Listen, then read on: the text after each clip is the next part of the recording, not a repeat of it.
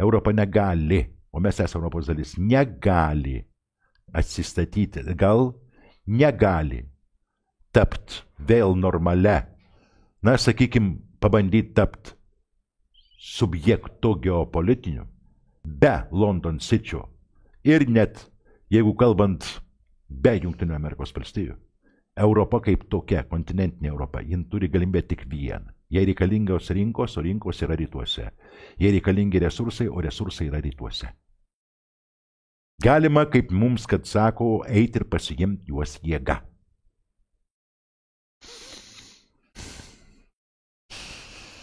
Kiekvienas savo kelią pasirenka.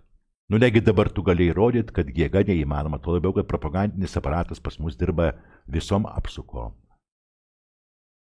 Koks gali būti mūsų ekonominis vystymas? Mes su jumis, ką ir sakiau, be pigių resursų. Niekur.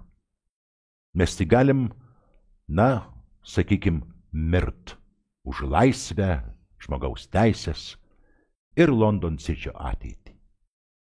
Ava.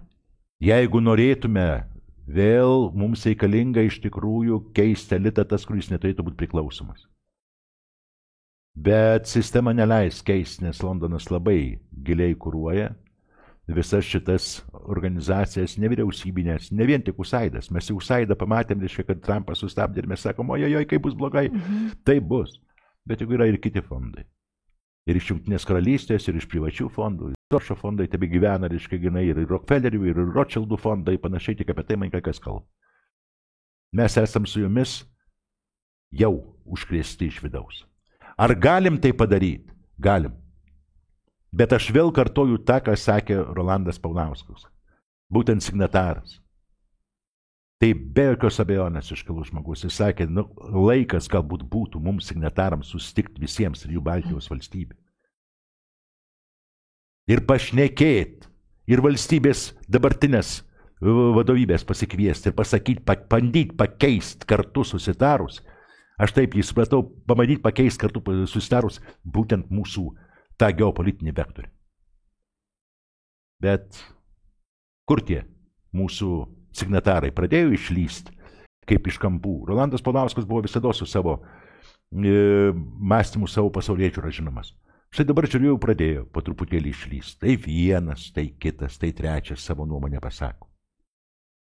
Pajutom, ar buvo taip užspausti tie signatarų dalis, kad jinai net nenorėjo kalbėti, ar tiesiog kas nors dūrė į užpakalį. Po interneto vaikšto kelios dešimtis, ne tik pilnų mano laidų, bet vaikšto, nežinau, ten galybė iškarpų. Kažkas iškarpo, suklijuoja taip, kaip jiems atrodo, kad jiems reikėtų. Ir jie platina tas iškarpas. Aš jokios įtakos tam daryti negaliu.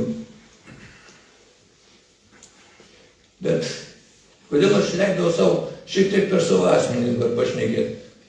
Dėl to, kad tos peržiūros tų iškarpų surenka 100 000 peržiūrų vienas dalykas.